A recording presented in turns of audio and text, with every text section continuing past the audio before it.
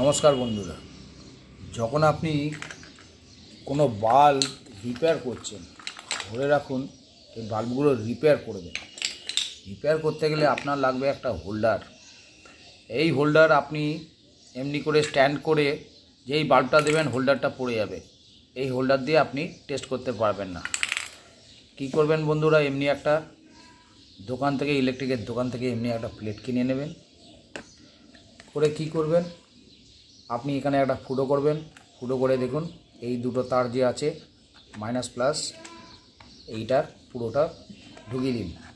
এর মধ্যে আর একটা সিস্টেম করা আছে, দেখুন এখানটা একটা সবুজ তার আমি কেটে রেখেছি, এটা আর্থিংয়ের তার ছিল, চাইলে এটা আর্থিংয়ের তারও করে। এত মোটা তার ইউজ করুন যাতে আপনি ফটফটিতেও কাজ করতে পারেন। এরপর কি করবেন, বাল্বের এই যে পেছনে দুটো হোল্ডারের জায়গা, এই দুটোতে লাগান।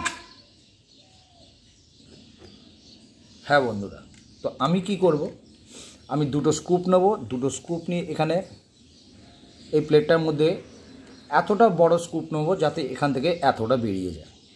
দেখুন আমি ওই রকমভাবে টাইট করে প্লেটটাকে লাগিয়ে দিয়েছি।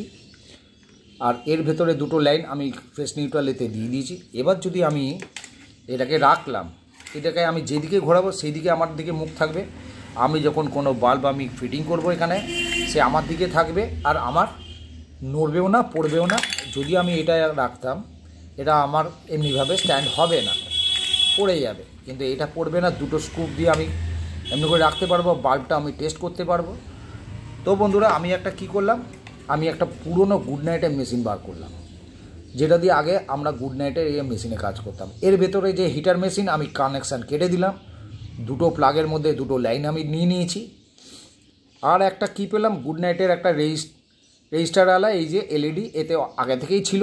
তো দেখুন এখান থেকে হালকা দেখতে পাবেন রেজিস্টার দিয়ে নিউট্রাল ফেসে চলে গেছে। এইটা আমার কি হলো, লাইনটা আমি পাচ্ছি, যে আমার হোল্ডারে লাইন এসছে আমি বুঝতে পারবো। তো আমি কি করব, যে আমি এখানে যদি লাইন দিয়ে দিলাম, তো আমার এটা জ্বলছে। এবার আমি অনায়াসে কি করতে পারি, আমি শিওর যে আমার এখানে লাইন আছে।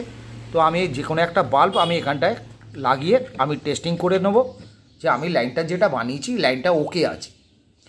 সুতরাং বন্ধুরা, এমনিভাবে আপনারাও কাজ করতে পারবেন। এর বাল্বের দিকে তো তাকানো যাচ্ছে না অনেকটা, যেহেতু মুখটা খোলা আছে।